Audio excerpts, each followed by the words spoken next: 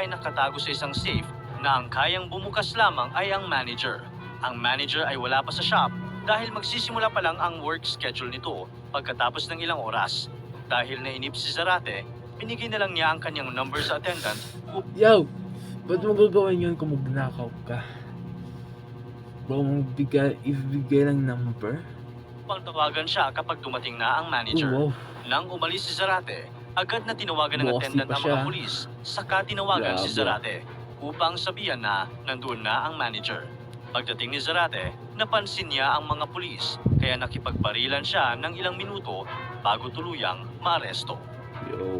Walang kasing malas. Nang sinubukang pumasok ni Darren Kimpton sa isang bahay upang magnakaw, nasugatan siya, kaya hindi na niya ito itinuloy. Umuwi na lang muna siya upang gamutin ang sugat. Ang hindi niya alam, pumatak pala ang kanyang dugo sa lugar, kaya madali lang siyang makilala